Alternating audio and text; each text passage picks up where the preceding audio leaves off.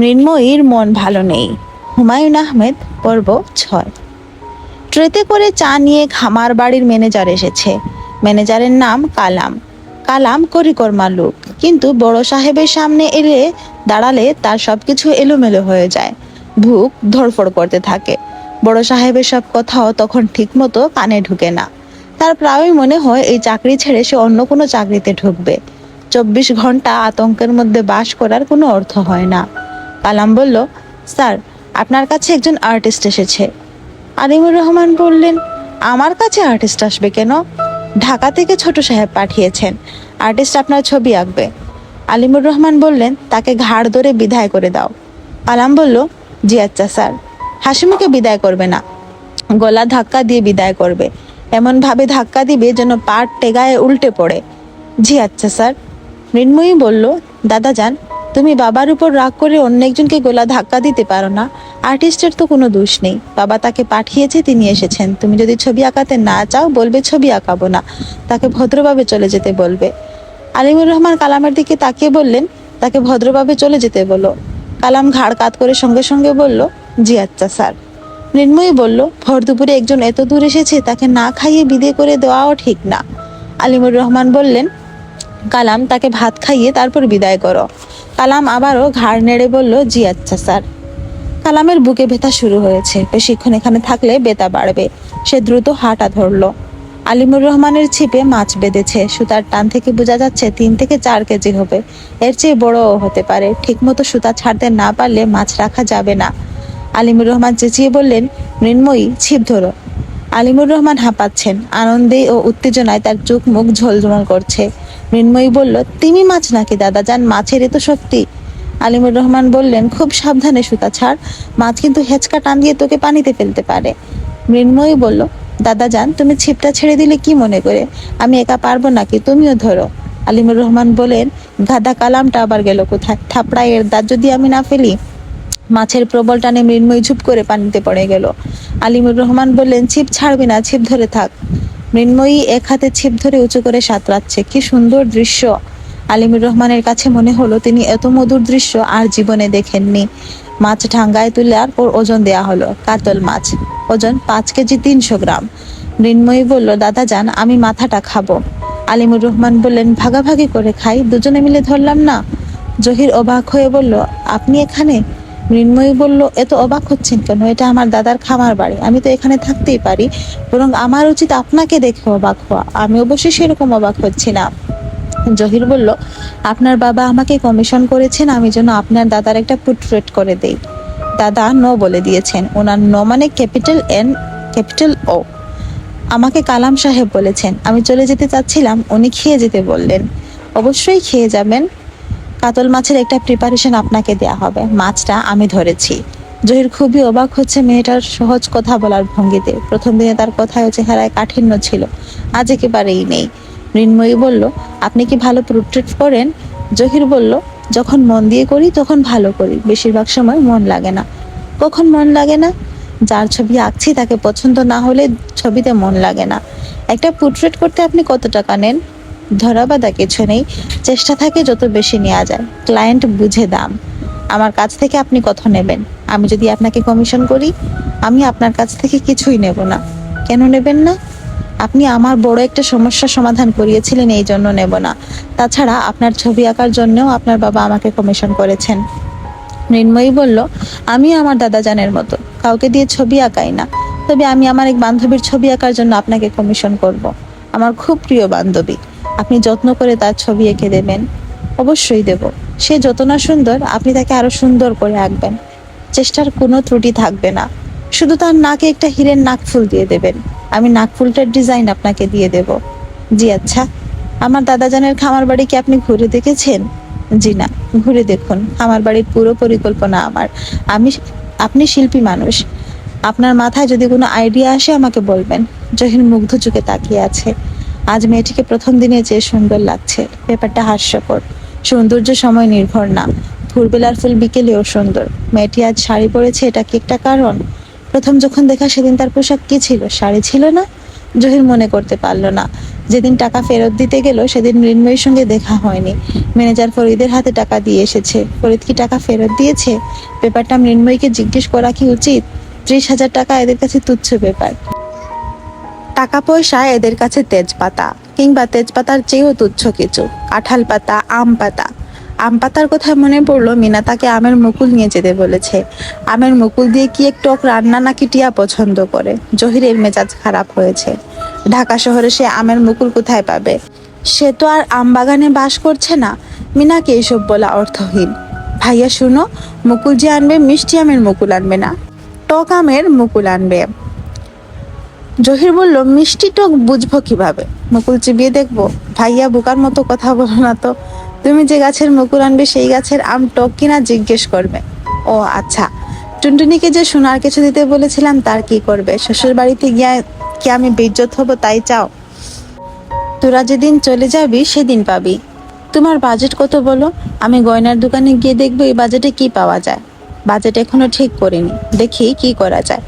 ভাইয়া, তোমার এখানে আসার পর থেকে আমরা ঘরের রান্না খাচ্ছি। ঢাকায় এত বড় বড় রেস্টুরেন্ট হয়েছে, আমাদের বাইরে খাওয়াও। একদিন সিজাহাটে নিয়ে যাও। হবে, ব্যবস্থা হবে। জহির দীর্ঘশ্বাস ফেলল। মিনার সঙ্গে একদিন বসতে হবে, তার অর্থনৈতিক অবস্থা বুঝিয়ে বলতে হবে।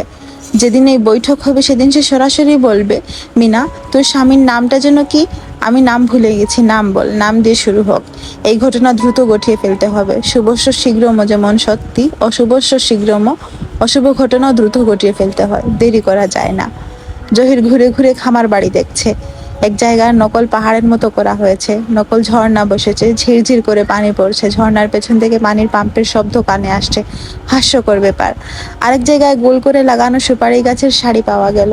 মাঝখানে বসার ব্যবস্থা, মার্বেল পাথরে বানানো বেঞ্চ। কয়েক লক্ষ টাকা নিশ্চয়ই মার্বেল পাথরের পিছনে খরচ হয়েছে। এই জিনিসটা হয়েছে হাস্যকর। বসার জায়গায় মাথার উপরে ছায়া থাকতে হবে, সুপারি গাছে ছায়া দেয় না। আর একটু আগাতেই আম বাগান পাওয়া গেল, প্রচুর আম গাছ। প্রতিটি গাছের গোড়া ক্যান্টনমেন্টের গাছের মতো সাদা রং করানো। সবাই যেন সাদা প্যান্ট পরে দাঁড়িয়ে আছে। ফরওয়ার্ড মার্চ বলার সঙ্গে সঙ্গে এরা সামনের দিকে মার্চ শুরু করবে। বেশ কিছু আম গাছে মুকুল ফুটেছে। আশেপাশে কেউ নেই। দূর থেকে কেউ নিশ্চয়ই দূরবীন দিয়ে তাকে দেখছে না। পকেট ভর্তি করে আমের মুকুল নিয়ে যাওয়া যায়। টিয়া বাবু আমের মুকুলের টক খাবে। খা টক। রাতে আলিমুর রহমানের শরীর খারাপ হলো, শ্বাসকষ্ট, বুকে ব্যথা। তিনি মুখ বড় করে নিঃশ্বাস নিতে লাগলেন। মৃন্ময়ী চিন্তিত গলায় বলল, চলো ঢাকা চলে যাই। আলিমুর রহমান বললেন, দুপুরে বেশি খেয়ে ফেলেছি বলে এই অবস্থা, ঠিক হয়ে যাবে। এরকম কি প্রায়ই হয়?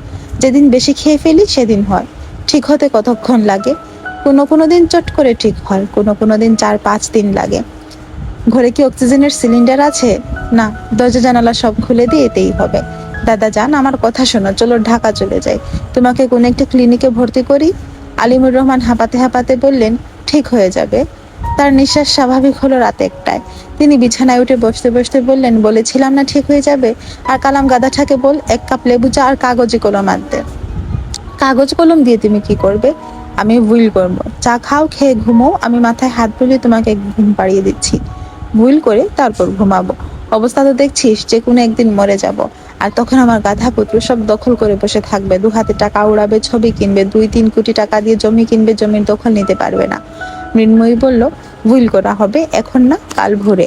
আমি এখনই করব। মৃন্ময়ী বলল, আচ্ছা এখন আগে চা খাও। চা খেয়ে চোখ বন্ধ করে 10 মিনিট রেস্ট নাও। তারপর যদি মনে করো ভুল করা দরকার, ভুল করবে। তোর কি চাই বল? দাদা যান, আমার কিছুই চাই না। তুমি অনেকবার আমাকে জিজ্ঞেস করেছো তোর কি চাই। আমি প্রতিবারই বলেছি আমার কিছুই চাই না। এখনো আমার একই উত্তর। আলিমুর রহমান হঠাৎ হাসতে শুরু করলেন। শিশুর হাসির মতো সরল আনন্দময় হাসি। মৃন্ময়ী বলল, হাসছো কেন দাদা যান? মজার একটা আইডিয়া মাথায় এসেছে, এই জন্যই হাসছি। তোর বাবাকে চূড়ান্ত শিক্ষা দেওয়ার আইডিয়া। বলো শুনি। তোর বাবা তো শিল্পবুদ্ধা হয়েছে, ছবি কিনে গড় বোঝাই করবে। ভুল করে তোর বাবাকে একটা ছবি দিয়ে যাবো, সে আর কিছুই পাবে না। কোন ছবি দেবে? আজ যে আর্টিস্ট এসেছিল তার আঁকার ছবি, আমার ছবি। আমি কঠিন যুগে তাকিয়ে আছি, এরকম একটা ছবি। আইডিয়া কেমন? আইডিয়াটা ভালো। তোর বাবার শিক্ষা সফর হয়ে যাবে না? হবার কথা। আর্টিস্টকে টেলিফোন কর, সেজন্য এক্ষুনি রং তুলি নিয়ে চলে আসে। দাদা যান, রাত বাজে 2টা। এ সময় কাউকে টেলিফোন করা যায় না। তাছাড়া আমি ওনার টেলিফোন নাম্বারও জানি না। আমি ব্যবস্থা করে দেবো যেন কালই উনি চলে আসেন। আলিমুর রহমানের মাথায় আরো একটা আইডিয়া চলে এলো। তিনি মৃন্ময়ীর দিকে ঝুঁকে এসে বললেন, তোর বাবা এখন যে বাড়িটায় থাকে সেই বাড়িটার ব্যাপারে কি করা যায়? তোর বাবা ধরেই নিয়েছে যে বাড়িটা তার। হুইল যখন ফোড়া হবে তখন তার ব্রহ্মতালু চলে যাবে। বাড়িটা কাকে দিলে তার ব্রহ্মতালু জ্বলবে? এটা তো বুঝতে পারছে না। আলিমুর রহমান বললেন, ওই বাড়ির অতি তুচ্ছ কাউকে দিতে হবে, মালি, দারোয়ান, কাজের বুয়া টুয়া কাউকে, যাকে তোর বাবা দু চোখে দেখতে পারে না। মৃন্ময়ী বলল, বিন্তিকে দেয়া যায়। বিন্তিটাকে? আমাকে দেখাশোনা করে নতুন এসেছে, বাবা কি কারণে যেন তাকে সহ্যই করতে পারে না। ঠিক আছে, বিন্তি। তোর বাবা এক সকালে ঘুম থেকে উঠে দেখবে বিন্তি বিশাল বাড়ির মালিক, আর শিল্পপুদ্ধা শাহেদুর রহমান আমার একটা ওয়েল পেন্টিং হাতে নিয়ে ফুটপাতে দাঁড়িয়ে আছেন। হা হা হা। অতিরিক্ত হাসির কারণেই আলিমুর রহমানের বুকের ব্যথা আবার শুরু হলো, ভয়াবহ শ্বাসকষ্ট। সকাল 8টায় ব্যথা কমলো, তিনি ঘুমোতে গেলেন। মৃন্ময়ী চলে এলো ঢাকায়। মিনা তার মেয়েকে গোসল দিচ্ছে। যথেষ্ট আয়োজনের গোসল। প্লাস্টিকের বেবি বাথটাব কেনা হয়েছে, বাথটাব ভর্তি ফেনা। টুনটুনি বাথটাবে বসে আছে, বাথটাবটা আট হয়ে তার গায়ে বসে গেছে। জহির এসে পাশে বসতে বসতে বলল, বুম্বা, মেয়েকে এমন পিচকি গামলায় ঢুকিয়ে দিলি, বের করবি কিভাবে? মিনা মুখ কালো করে বলল, এর চেয়ে বড় সাইজ বাথটাব নেই, আমি কি করব? বাথরুমে নিয়ে গোসল করাবি? এইবার মিনার চোখে পানি চলে এলো। সে চোখের পানি মুছতে মুছতে বলল, বাথটাব কিনে তোমার টাকা নষ্ট করেছি তো, এই টাকা আমি দিয়ে দেব। জহির বিরক্ত হয়ে বলল, ঠিক আছে দিবি, এখন কান্না বন্ধ কর। দিনের মধ্যে 10 বার চোখের পানি, অসহ্য। মিনা বলল, আমার সবকিছুই তো অসহ্য, আমিই অসহ্য, আমার মেয়েকেও অসহ্য। কত সহজে বলে ফেললে বুম্ভা মেয়ে। একদিন দেখলাম না কুলে নিয়ে আদর করতে, গালে একটা চুমু খেতে। জহির উঠে পড়ল, তার খুবই বিরক্ত লাগছে। বিরক্তির প্রধান কারণ, ড্রয়ারে বাজার খরচ হিসেবে রাখা 1500 টাকা নেই। খোঁজ নিয়ে জানা গেছে ওই টাকা দিয়ে টিয়া 1 কার্টন সিগারেট আরও কি কি যেন কিনেছে। তার ডেইলি নাকি 1 থেকে 1.5 প্যাকেট সিগারেট লাগে। ড্রয়ারের 1500 টাকা ছিল জহিরের শেষ সম্বল। আবার তাকে টাকার সন্ধানে বের হতে হবে। টাকা পাওয়া যাবে কিনা কে জানে। একটা পত্রিকার অফিসে ইলাস্ট্রেটর হিসেবে যোগ দেবার কথা ছিল। পত্রিকার মালিক জানিয়েছেন আপাতত তারা নতুন কাউকে নিচ্ছেন না, পরে যোগাযোগ করতে। অনেক ছবির দোকানে ছবি দেয়া আছে, কোথাও কিছু বিক্রি হয়নি। শ্রাবণী গ্যালারির মালিক কুদ্দুস সাহেব গলাটা খাটো করে বলেছেন, কামরুল হাসানের তুলির টান রপ্ত করেন, তারপর ওনার ঢঙ্গে কয়েকটা ছবি এঁকে নিয়ে আসেন। আমাদের লোক আছে অবিকল, কামরুল হাসানের নকল করে সিগনেচার করে দেবে। পার পিস আপনাকে দেব 5000। রাজি থাকলে ছবি আঁকেন। SM সুলতানের কপি করতে পারলে পার পিস 15 করে দেব। জয়নুল নকল করতে পারলে পার পিস 20 পাবেন। আপনার প্রতিভা আছে, আপনি পারবেন। আমি খোলা মনে আপনাকে অফার দিলাম। বাকিটা আপনার ইচ্ছা, না খেয়ে মরবেন না নকল ছবি আঁকবেন সেটা আপনার বিবেচনা। জহির সকাল থেকে কামরুল হাসানের তুলির টান দিচ্ছে। দুটি দাঁড়িয়ে গেছে বলে মনে হচ্ছে, দুটাই বকের ছবি। একটাতে বক মাছ খাচ্ছে, তার ঠোঁটে মাছ। অন্যটাতে উড়ার প্রস্তুতি হিসেবে পাখা মেলছে। জহিরের ধারণা কামরুল হাসান এই ছবি দুটি দেখলে নিজেও খুশি হতেন। মিনা টুনটুনিকে টাওয়েল দিয়ে মুছতে মুছতে ভাইয়ের সামনে এসে দাঁড়ালো। কঠিন মুখে বলল, ভাইজান, আমি ঠিক করেছি আজই চলে যাব। জহির বলল, আচ্ছা, রাতে বাস যায়, রাতের বাসে যাব। ঠিক আছে। খালি হাতে আমি শ্বশুর বাড়িতে উঠতে পারবো না। তুমি টুনটুনিকে সোনার কিছু দিবে বলেছিলে, আমাকে টাকা দাও, আমি কিনে আনি। এখন আমার হাতে কোনো টাকা পয়সা নেই, তোরা চলে যা, আমি টাকা মানি অর্ডার করে পাঠাবো। মিনা কাঁদতে কাঁদতে বলল, আমি তোমার বোন না পথের ফেল না, ঠিক করে বলো তো ভাইয়া। 10 দিন ধরে আছি, তুমি টুনটুনির বাবার সঙ্গে একটা কথা বলো না। বেচারা একটা বারান্দা একা বসে থাকে, সামান্য কয়েক প্যাকেট সিগারেট কিনেছে, এই নিয়েও তুমি কথা শুনিয়েছ। জহির বলল, কথা শোনায়নি তো। বলেছি অন্যের পয়সা এত দামি সিগারেট খাওয়ার দরকার কি, আমি নিজে তো দেশিটা খাই। দুদিনের জন্য বেড়াতে এসে দামি সিগারেট যদি খাই তাতে অসুবিধা কি?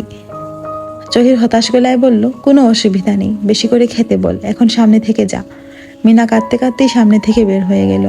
এখন টুনটুনির কান্নাও শোনা যাচ্ছে। মিনার হাঁক ঝাড়তে গিয়ে মেয়ের গালে চড় থাপ্পড় লাগিয়েছে। সে কখনো একা কেঁদে শান্তি পায় না। জহির ছবি হাতে উঠে পড়ল। কান্নাকাটির মধ্যে বসে থাকার কোনো মানে হয় না। কুদ্দুস সাহেব স্কেচ দুটি ভুঁড়ি কুচকে অনেকক্ষণ দেখালেন। কিছুই না বলে ড্রয়ার থেকে 10,000 টাকার একটা বান্ডেল দিয়ে বললেন, চা খাবেন? জহির বলল, খাবো। কুদ্দুস বলল, জয়নুলের নকল করেন। উনি নিজেই নিজের ছবি প্রচুর নকল করেছেন। ওনার ভালো ভালো ছবির 4-5টা জেনুইন ভার্সন আছে। আপনার হাত ভালো, আপনি যদি করেন কোনো শালা ধরতে পারবে না। আপনাকে আমরা ঠকাবো না।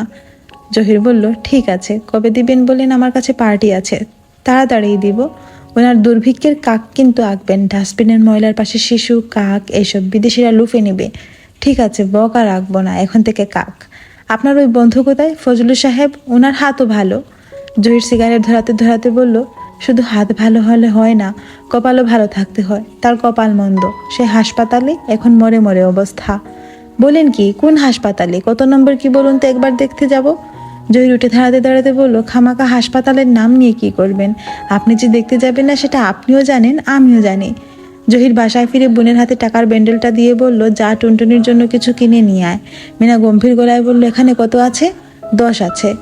এতে তো 1 ভরিরও কিছু হবে না, সোনার ভরি এখন 13,000। যা হয় তাই কিনবি, আর রাতের বাসে বিদায় হয়ে যাবি। আমি পথের ফকির, এই জিনিসটা যেদিন বুঝবি সেই দিন আবার বেড়াতে আসিস। মিনা বলল, আমি আর কোনো দিনও আসবো না। আমি যদি বাবা মায়ের সন্তান হয়ে থাকি তাহলে তুমি আর কোনো দিন আমার মুখ দেখবে না। আচ্ছা ঠিক আছে, চিৎকার বন্ধ। এই রইল তোমার টাকা। তোমার এই টাকা যদি আমি নিই তাহলে যেন আমার হাতে কুষ্ঠ হয়। মিনা কাঁদছে, মিনার মেয়েও কাঁদছে। জহিরের বিরক্তির সীমা রইল না। বিকালের দিকে মিনা স্বাভাবিক 1 কাপ চা জহিরের সামনে রাখতে রাখতে বলল, ভাইয়া আমি ঠিক করেছি 10 আনার মধ্যে একটা চেন কিনবো। তোমার অবস্থাও তো দেখতে হবে, তোমার যে এমন খারাপ অবস্থা এটাও তো জানি না। জহির বলল, তোরা কি রাতে যাচ্ছিস? টিয়াকে পাঠিয়েছে টিকিট কাটতে, টিকিট পেলে অবশ্যই চলে যাব। ঠিক আছে যা, এতদিন ঢাকায় পড়ে থাকারও কোনো মানে নেই। ভাইয়া তুমি বলেছিলে টুনটুনির ছবি এঁকে দিবে। জহির বলল, তুই মেয়ে কুলে নিয়ে সামনে বস, এঁকে দিচ্ছি। শাড়ির বদলে চুল বেঁধে আসি? কিছুই করতে হবে না, আমি তো ক্যামেরা দিয়ে ছবি তুলছি না। মিনা মেয়ে কুলে নিয়ে বসলো। জহির বলল, কথা বলবি না, চুপচাপ বসে থাকবি। মিনা বলল, কতক্ষণ লাগবে? জহির বলল, 10 মিনিটও লাগতে পারে, আবার 10 ঘন্টাও লাগতে পারে। 10 মিনিটের বেশি হলে কিন্তু আমি পারবো না। আচ্ছা ভাইজান, তুমি টিয়ার সঙ্গে কথা বলো না কেন? আজ চলে যাবে তো, ওকে রেখে ওর সঙ্গে একটু কথা তো বলো। আচ্ছা বলবো। তোর বোনের আসল নাম কি? মিনা হতভম্ব হয়ে বলল, তুমি ওর নাম জানো না? ভুলে গেছি, মানুষ ভুলে যায় না। মিনা থমথমে গলায় বলল, ওর নাম সবুজ। থাক, তোমাকে আর ছবি আঁকতে হবে না। মিনা মেয়ে কুলে নিয়ে উঠে গেল। পাশের ঘর থেকে মিনার ফুপিয়ে কান্নার শব্দ শোনা যাচ্ছে। একটু পরেই মেয়ে কাঁদতে শুরু করবে, শুরু হবে কোরাস। জহির ছবির দিকে তাকিয়ে আছে। টুনটুনির চেহারা চলে এসেছে, মিনার খানিকটা এসেছে। ছবিটা ভালো লাগছে দেখতে, মনে হচ্ছে এই ছবিতে আর কাজ না করলেও হবে। সামান্য শেড অবশ্যই দেওয়া যায়, না দিলেও তেমন ক্ষতি হবে না। টুনটুনিকে সুন্দর লাগছে ছবিতে, বাচ্চাটার চেহারায় অন্যরকম মায়া আছে। ছবি আঁকার আগে ব্যাপারটা জহির লক্ষ্য করেনি। জহির আগ্রহের সঙ্গে ছবিতে নিজের নাম সই করলো। সবুজ বাসের টিকিট কাটতে গিয়েছিল বিকেল 4টায়। মিনা 5টার সময় কাঁদো কাঁদো মুখে বলল, ভাইয়া ওর টিকিট কাটতে গেছে 1 ঘন্টা হয়ে গেছে, এখনো তো ফিরছে না। জহির বলল, যেতে আসতে সময় লাগবে না, তুই অল্পতেই এত অস্থির হয়ে যাস কি জন্য? মিনা বলল, ও 10,000 টাকার বান্ডেলটাও নিয়ে গিয়েছে। তাতে সমস্যা কি? টিকিট কেটে বাকি টাকা ফেরত আনবে। ড্রয়ারে 5 প্যাকেট সিগারেট ছিল, সিগারেটটা নিয়ে গেছে। মিনা বেকুল হয়ে কাঁদতে শুরু করলো। জহির ধমক দিয়ে কান্না থামালো। টুনটুনি তার মাকে ভালো কপি করা শিখেছে। মা কাঁদতে শুরু করলেই সে কাঁদতে শুরু করে, মা থামলে সেও থেমে যায়। মিনা বলল, ভাইয়া আমার একটা খারাপ সন্দেহ হচ্ছে, ও মনে হয় চলে গেছে। জহির বলল, চলে গেছে মানে? কোথায় চলে গেছে? মিনা বলল, আমি কিভাবে জানি কোথায় গেছে? চলে যে গেছে এটা জানি, বেগে করে নিজের কাপড় জামাও নিয়ে গেছে। ভাইয়া এখন কি হবে? জহির শার্ট গায়ে দিচ্ছে। ঘর এখন অসহ্য লাগছে, বাইরে কোথাও যেতে হবে। হাসপাতালে যাওয়া খুবই দরকার, ফজলুর খোঁজ নিতে হবে, গত 3 দিন যাওয়া হয়নি। মিনা বলল, ভাইয়া কোথায় যাও? কাজে যাই, জরুরি কাজ আছে। আমাকে পথে ফেলে চলে যাচ্ছ? তুই পথে নয়, তুই আমার বাসায় আছিস এবং ভালো আছিস। তুমি ফিরবে কখন? জানি না কখন ফিরবো। রাত হবে? হতেও পারে। মিনা বলল, এর মধ্যে যদি টিয়া বাসের টিকিট নিয়ে ফিরে আসে? যদি ফিরে আসে তোরা চলে যাবি, বাসায় তালা দিয়ে যাবি, চাবি বাড়িওয়ালার কাছে রেখে যাবি। তুমি এরকম কঠিন করে আমার সঙ্গে কথা বলছো কেন? মিনা আবার ফুসফুস শুরু করলো। টুনটুনি দেরি করলো না, আর 1 মুহূর্ত দেরি করা ঠিক হবে না। জহির উঠে দাঁড়ালো।